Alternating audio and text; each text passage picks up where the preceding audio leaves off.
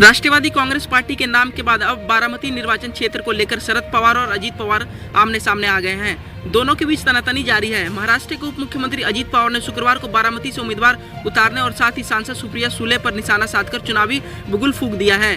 अजीत पवार के तीखे बयानबाजी से गुस्साए चाचा शरद पवार और चचेरी बहन सुले ने कहा कि लोकतंत्र का मंदिर संसद है।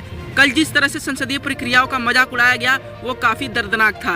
दरअसल अजीत पवार ने बिना नाम लिए कहा था कि वह सिर्फ भाषण देती हैं और अवार्ड जीतती हैं, लेकिन क्षेत्र की समस्याओं का समाधान नहीं करती।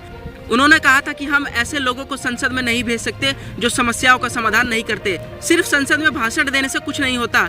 अगर वह भाषण देंगे और बारामती में काम ना करे तो क्या यहाँ कुछ होगा? एनसीपी शरद चंद्र पवार के प्रमुख शरद पवार ने कहा कि लोकतंत्र में सभी को चुनावों में खड़े होने का अधिकार है। अगर कोई उस अधिकार का प्रयोग कर रहा है तो इसके बारे में शिकायत करने का कोई कारण नहीं है। हमें लोगों के सामने अपना पक्ष रखना चाहिए। लोग जानते हैं कि हमने पिछले 55-60 सालों में क्या किया है। वहीं सुप्रिया सुले ने कहा कि यह लोकतंत्र है, यहाँ हर किसी को चुनाव लड़ने का अधिकार है और इसलिए यह कहना उचित है। लेकिन यह बहुत दुर्भाग्यपूर्ण और दर्दनाक है कि लोकतंत्र का मंदिर संसद है और कल जिस तरह से संसदीय प्रक्रियाओं का मजाक उड़ाया गया वह हम जैसे प्रतिबद्ध और समर्पित लोगों के लिए बहुत दर्दनाक था, क्योंकि हम जवाहरलाल नेहरू, अटल बिहारी वाजपेयी और सुषमा स्वराज को देखते हैं जिन्होंने संसद में चर्चा कर कई बड़े मतभेद पैदा किए। मैं हैरान और निराश हूँ कि अजीत पवार जैसे वरिष्ठ नेता ने ऐसा कुछ कहा है। इस खबर में बस इतना ही। देश दुनिया की खबरों को सबसे पहले जानने के लिए हमारे YouTube चैनल सिटीजन तक को सब्सक्राइब करें और बेल आइकन बटन को प्रेस करना बिल्कुल ना भूलें। धन्यवाद।